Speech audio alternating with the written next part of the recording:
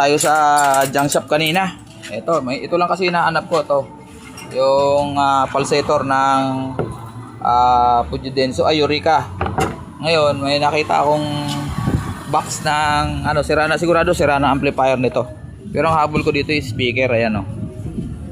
Pero tetestingin ko pa rin baka sakali. Tapos nakabili ako ng dalawang isang Mitsubishi, Hanabishi pala. Isang Hanabishi na stand fan, umaandar pa.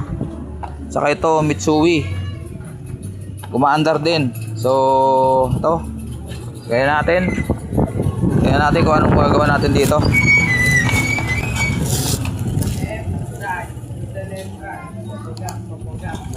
Na, isang kamay lang gamit ko, baka malaglag yung isa. Yan, ganyan si Matsuki, pasok na sa loob, baka makuha na may-ari. Wala namang magdanakaw dito. Yan, dalawa.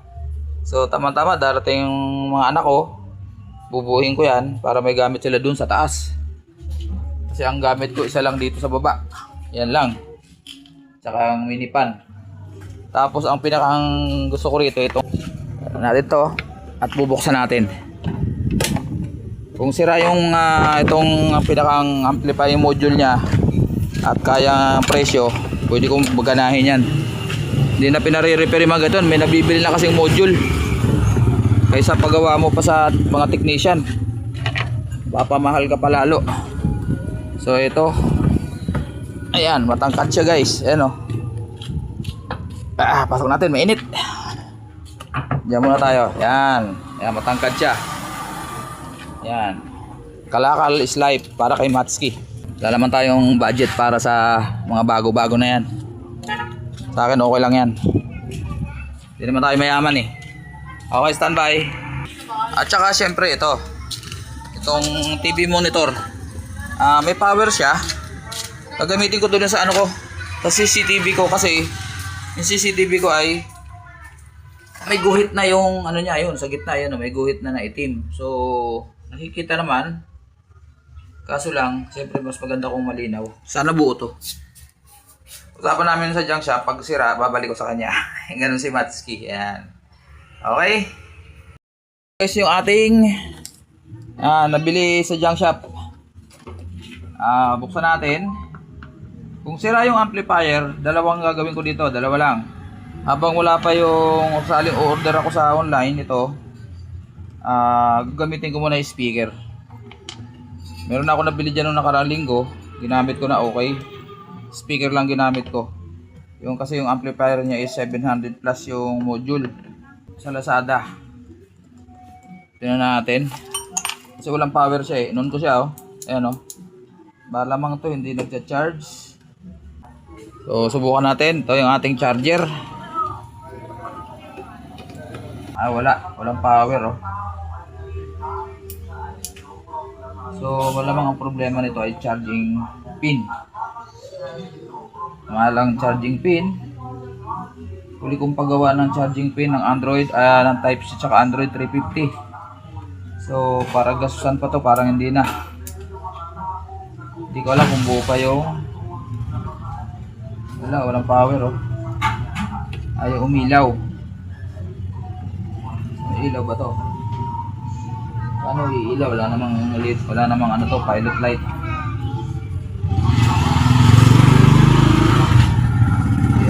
Wala. Okay. Ayan, nadagdagan pa tayo ng isang dowel na blender. Sira daw. Tapos yung kaninang maga, yun. Yung electric kettle, ayaw rin mag-power. So ayan, dadagdagan tayo ng mga bubuting tingin. Ayun, yung gawa na yun. Yung isa kahapon pa yan, hindi pa kinukuha. Ito naman sinacharge natin, tsaka itong dalawa. Okay. Ayun, after 30 minutes, ayaw talaga mag-charge. So, matik to. Palit board na lang yan. Hindi ko nagagastusan yan. So, ang gagawin ko rito ay disable ko na to yung mga wiring na yan. Gagamitin ko yung speaker. So, sasaran ko na lang. Yan. Kakat ko yung sa likod. Tornilyo lang natin. Okay, hindi ko napapakita. Ang atin na kalakal sa junk shop, isang Mitsui. Saka isang Hanabishi. So walang mga blade dyan. Linagyan ko na lang ng blade na ito kulay green. Tsaka yung isang banana. So ito unahin natin. Testingin natin itong Mitsui. So number 1. Ayun, gumana na. O, diba? Number 2. Yan, malakas. Number 3. Siyempre, mas malakas. Swing. So, dito sa Mitsui na to, gumagana ang motor nito. Ngayon, ang problema nito ay nagpalit ako ng shafting tsaka isang busing sa harap. Yan, so may tama na kasi ng konti yung shafting. Nabaklas na rin lang natin. Para medyo tumagal, palit na rin ang shafting tsaka busing. So ayan, so ito naman ang Hanabishi na ito, mas gumagana to, walang problema to. In-overhaul ko lang. Wala akong pinalitan dyan, in-overhaul ko lang. Dahil umiikot siya pero mabagal. So testingin din natin. Ayan. Mas malakas to Hanabishi. Yan. Number 1 pa lang yan. Tignan nyo naman guys ang lakas niyan. 2. Yan. Mas malakas syempre. Number 3. Lalo na yung number 3. So ayan. So swing. Ayan. So makita nyo guys ang pagkakaiba ng ito number 3 ng Mitsui tsaka number 3 ng Hanabishi. Mas malakas talaga Hanabishi.